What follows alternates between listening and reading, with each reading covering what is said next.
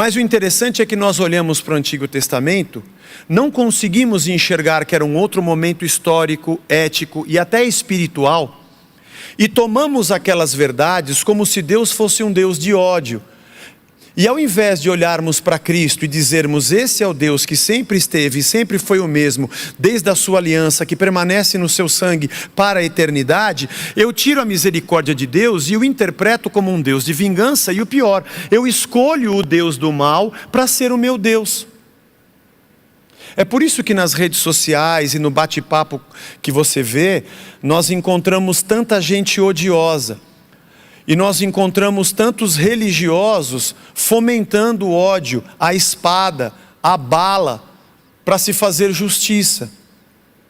E o pior é que usam textos, obviamente sempre, do Antigo Testamento, interpretando erroneamente o Deus da misericórdia como se ele fosse um Deus de sangue. Isaías 1,19. Deixa eu atrapalhar um pouco a sua cabeça. Se estiverdes dispostos e me ouvirem, vocês comerão o melhor da terra. Está vendo, Zé? Deus quer que eu prospere como o melhor da terra. Lucas 12:20. Louco, essa noite pedirão a sua alma, e o que você tem preparado vai ser para quem?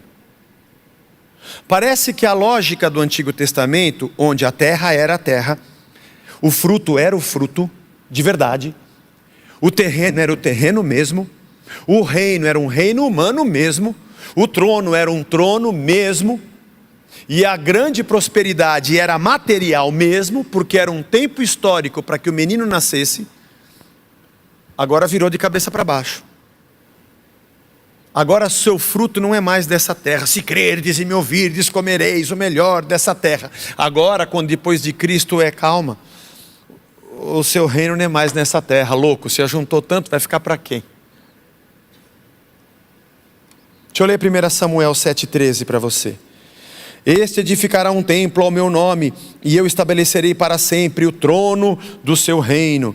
Nossa, que palavra bonita essa em 2 Samuel 5. Está falando a Davi sobre Salomão e o reino e o trono de Davi. Lucas capítulo 1, verso 32. Sobre Jesus Cristo. Ele será grande e será chamado Filho do Altíssimo. Deus o Senhor lhe dará o trono de Davi seu pai. Então, antes o trono era humano, o trono era da descendência de Davi. E agora? Agora o rei é Jesus Cristo, o trono é Cristo. Não tem mais trono. Não tem mais líder religioso no trono. Não tem mais descendência de Davi terrena no trono. Agora o rei é o Senhor Jesus. Não, porque eu leio os textos de Davi, eu tomei posse da unção de Davi, eu vou ser rei como Davi. Não, não faça isso. Não faça isso, porque não é essa a lógica. Davi não representa você hoje, Davi representa Cristo na eternidade. O reino era terreno, o trono era terreno, agora não é mais. A igreja não luta por se entrar no trono político terreno, porque Jesus já se assentou no trono da glória. Deixa eu atrapalhar você mais um pouco. 2 Samuel capítulo 5, verso 12. Irmãos, eu estou dando alguns exemplos. Se você fizer por acaso o caminho das letras, nós vamos atrapalhar a sua religião toda. Então Davi reconheceu que o Senhor o havia confirmado como rei sobre Israel, que tinha exaltado o seu reino por amor do seu povo Israel. Aleluia, é isso que eu quero, ser como Davi e ter o meu reino nessa terra. Só que em João capítulo 18, 36, Jesus diz: o meu reino não é deste mundo. Se o meu reino fosse desse mundo, meus ministros me empenhariam por mim, para que eu não fosse entregue aos judeus, mas agora o meu reino não é daqui. Ah, mas esse Jesus não tem graça. Eu queria tirar a misericórdia dele, tirar a misericórdia do Antigo Testamento, pegar só o Davi que arranca a cabeça de Filisteu e ser que nem ele, porque eu quero arrancar a cabeça do meu chefe e do meu gerente, pô. Eu quero uma religião que avalize o meu ódio. Deuteronômio 21, 22 a 23. Se alguém tiver cometido um pecado que é passível de pena de morte e tiver sido morto, vocês o pendurarem num madeiro, o seu cadáver não deve permanecer no madeiro durante a noite. É preciso sepultá-lo no mesmo dia, pois o que for pendurado no madeiro é maldito de Deus. Assim vocês não contaminarão a terra que o Senhor, o seu Deus, lhe dá por herança. Quem morrer no madeiro é maldito. Aí Filipenses 3:17-21 diz: irmãos, sejam meus imitadores e observem os que vivem segundo o exemplo que temos dado a vocês.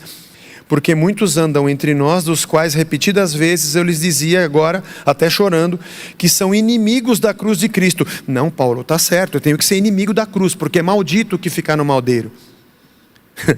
O destino deles é a perdição e o Deus deles é o ventre. A glória deles está naquilo que deviam se envergonhar, visto que só pensam nas coisas terrenas, pois a nossa pátria está nos céus, de onde também aguardamos o Salvador e Senhor Jesus Cristo, o qual transformará o nosso corpo de humilhação para ser igual ao corpo da sua glória, segundo a eficácia do poder que Ele tem, até de subordinar a si todas as coisas.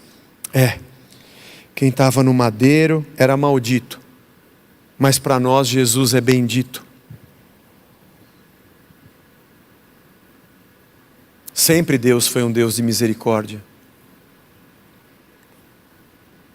O Deus mau e violento é o Deus da religião que o interpreta segundo a sua queda, não segundo as Escrituras.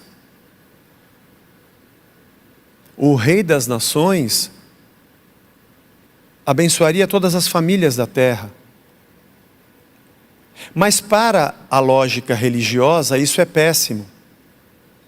Porque para que você dependa da religião, eu tenho que te dizer que você tem ainda um inimigo terreno. Para que eu te mantenha no sonho de ter o teu reino nessa terra. Para que eu te mantenha o sonho de que você vai prosperar nessa terra.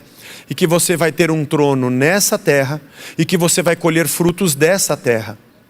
E como eu mexo com a sua ganância, que quer ser tudo que você puder materialmente nessa terra, eu desfaço o reino espiritual, o trono espiritual, a graça e o evangelho, e te vendo a religião, obviamente porque você paga caro, para obter os teus resultados nesta terra. Enquanto Jesus Cristo diz que o trono é o trono de Jesus Cristo, que o reino é um reino eterno, que o fruto é espiritual na nossa vida e que a nossa terra não é mais aqui, mas ela é em outro lugar. Mas se eu te disser isso, eu acabei com o comércio. E eu vou ter que te dizer que você vai ter que vencer a sua ganância. Isso não é bom. Porque é por causa da sua ganância e porque você quer ter muito, que você entrega muito para a religião. Porque o mercado da fé, ele responde exatamente aos anseios do meu ventre religioso.